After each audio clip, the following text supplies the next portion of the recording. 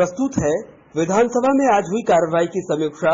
लेखक हैं समाचार एजेंसी यूएनआई के विशेष संवाददाता विनय कुमार।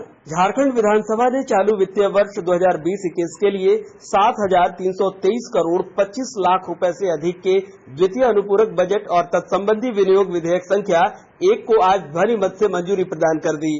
विधानसभा में भोजनावकाश के बाद द्वितीय अनुपूरक बजट पर चर्चा के दौरान सरकार की ओर से जवाब देते हुए वित्त मंत्री डॉक्टर रामेश्वर उरांव ने कहा कि जनहित में द्वितीय अनुपूरक बजट की राशि को मंजूरी मिलना जरूरी है।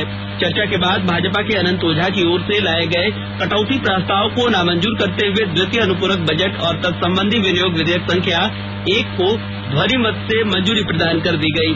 अनुपूरक बजट पर कटौती प्रस्ताव पर चर्चा की शुरुआत करते हुए भाजपा विधायक अनंत ओझा ने राज्य सरकार पर युवाओं के साथ छलावा करने का आरोप लगाया। इसके बाद भाजपा के सभी सदस्य नारेबाजी करते हुए सदन से वॉकआउट कर गए। इस बीच सभा से बाहर निकलने के पहले भाजपा के विधायक सीपी सिंह ने बताया कि श्यामा प्रसाद मुखर्जी विश्वविद्यालय के सीनेट सदस्य के रूप में पहले उनका नाम भेजा गया, लेकिन बाद में जारी अधिसूचना से उनका नाम हटा दिया गया। यह वरिष्ठतम सदस्य का अपमान है, यह कहते हुए उन्होंने जारी अधिसूचना की प्रति सभा में ही फाड़कर विरोध दर्ज कराया। विधायक प्रदीप यादव ने इस पर ऐतराज करते हुए कहा कि भाजपा विधायक ने संसदीय पत्र को फाड़ने का काम किया है, उनके खिलाफ निंदा प्रस्ताव लाया जाना है। बजट के सभी सदस्य जब सभा का बहिर्गमन कर बाहर चले गए तो अनुपूरक बजट पर चर्चा में जेएमएम के लोबिन हेम्ब्रम, कांग्रेस के इरफान अंसारी, विधायक बंधु तिर्की और भाकपा माले के विनोद कुमार सिंह ने हिस्सा लिया। इससे पहले आज भोजनावकाश से पहले सभा की कार्रवाई के दौरान विपक्षी बीजेपी विधायकों के जोरदार हंगामे के बीच प्रश्नकाल चलाने की कोशिश हुई।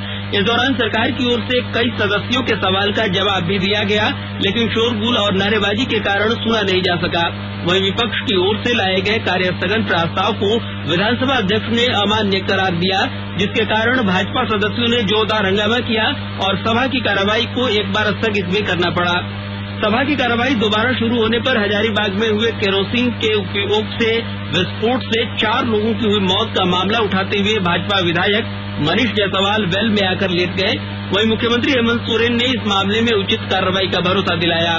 मुख्यमंत्री हेमंत सोरेन ने कहा कि घटना सामने आने के साथ ही सरकार ने इसे संज्ञान में लिया है और पीड़ित परिवारों को सहायता उपलब्ध कराने का निर्देश दिया गया है। मृतकों के आश्रितों को 4 लाख रुपए की सहायता राशि उपलब्ध कराने का निर्देश दिया गया है। उन्होंने बताया कि घटना के तुरंत बाद केरोसिन तेल को जांच के लिए प्रयोगशाला भेजा गया था। रिपोर्ट भी आ गई है, लेकिन उसे मैंने नहीं देखा है। मिलावट की बात भी सामने आ रही है। सरकार मामले में गंभीर है।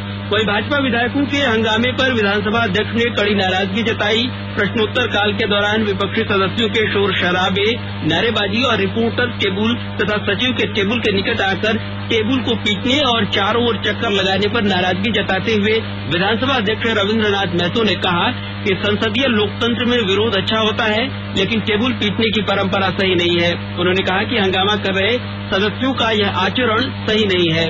इस बीच भाजपा के नीलकंठ सिंह मुंडा ने रांची में कांके में अनुसूचित जनजाति की एक महिला के शोषण और धर्मांतरण का मामला उठाया। इसके बाद सदन में फिर से हंगामा शुरू हो गया। हंगामे के बीच कई सदस्यों ने शून्यकाल ध्यानाकर्षण सूचनाएं पढ़ी और सरकार की ओर से जवाब भी दिया गया, लेकिन शोरगुल के कारण कुछ भी सुना नहीं जा सका। वित्त मंत्री डॉक्टर रामेश्वर उरांव ने हंगामे के बीच वर्ष 2020-21 का झारखंड आर्थिक सर्वेक्षण रिपोर्ट सभा पटल पर रखा। इस रिपोर्ट में बताया गया है कि झारखंड का सकल राज्य घरेलू उत्पाद जीएसडीपी में वर्ष 2019-20 में 6.7% की वृद्धि का अनुमान है। वहीं वर्ष 2011-12 में प्रति व्यक्ति आय भी 41,254 रुपए से बढ़कर 2019-20 में स्थिर और प्रचलित मूल्य पर अनुमानतः क्रमशः 57,863 रुपए और 79,673 रुपए रही।